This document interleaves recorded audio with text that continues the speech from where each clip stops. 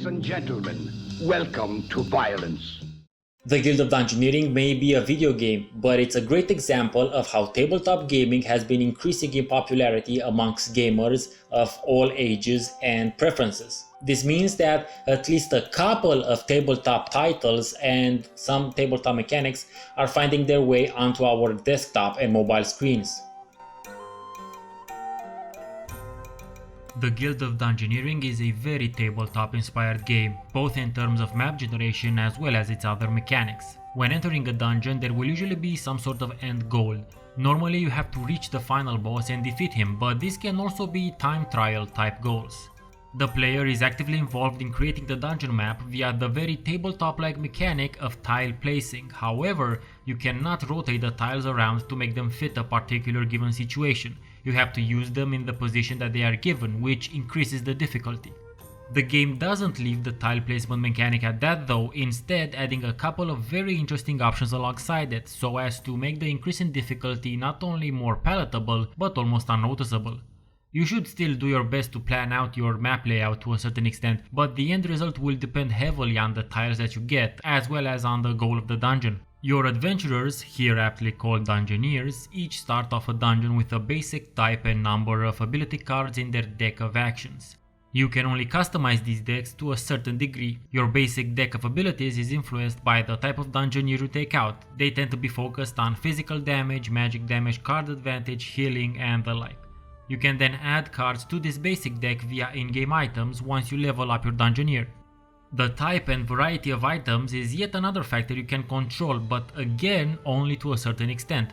You can purchase the items that your Dungeoneers can then find while adventuring, but they will be randomly generated, so you can never know for sure exactly what you'll get. All you can do is to make the particular type of items that you prefer available. Another fun type of tabletop mechanic that the game implements is the very Munchkin-like mechanic of allowing you to pit your Dungeoneers against monsters of your own choosing. You'll have to learn and master using the mechanic because this is the only surefire way to level up your Dungeoneer, and as such is an important way of gaining access to the earlier mentioned items. Combat itself is pretty straightforward. You draw cards from your deck, choose one and compare it with the card your enemy chose. You then resolve whatever effects the cards illustrate, but make no mistake about it, despite the whimsical art and overall atmosphere, there is a fair amount of strategy to be had during these fights. It's not necessarily who has the best or strongest cards, it's also how and when one uses them. Despite the art style and particularly comedic approach to writing, the game is contrastingly challenging.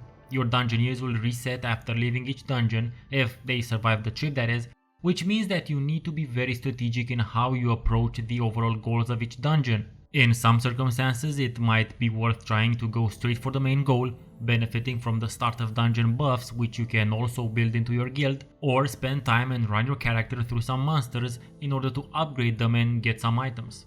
You can't really direct where your adventurer goes, instead you can place incentives along the way to coax him or her into going where you want them to. Rest assured though, this doesn't always work out as you might want it to, which is kinda great, it makes you actively work throughout the game. Dungeoneers who do manage to survive will gain some interesting permanent status effects, the battle scars, with the special mention that these can be both positive or negative. The art style is wonderfully sketchy and hand-drawn. Its look is meant to be something that maybe a child would draw, mind you a very artistically consistent child with a bright future, so as to heavily contrast with the gruesome things happening, which works great with the overall tongue-in-cheek art direction and design of the game.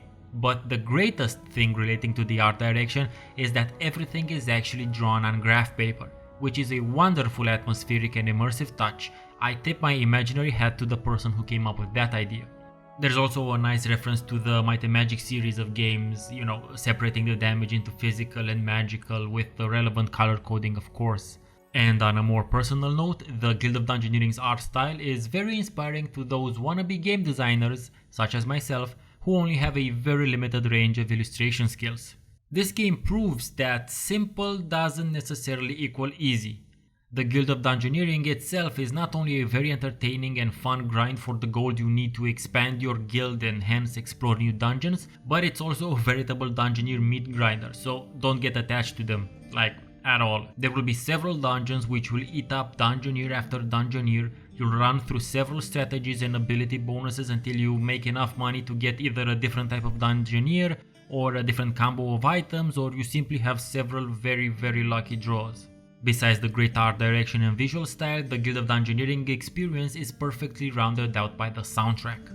While made up of generally instrumental only songs, which are great and atmospheric, the soundtrack also features the occasional bard song. A bard will actually sing about your achievements, or lack thereof, in a very tongue-in-cheek style, but always great and fun to listen to. Special shout out goes to the intro song, which will worm itself into your brain and you'll find yourself singing "This is the Guild of Dungeoneering" to yourself while doing very mundane tasks.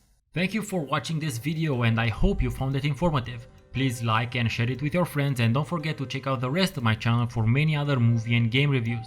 I make videos every week. I've been Steven Ansens and you'll hear me soon.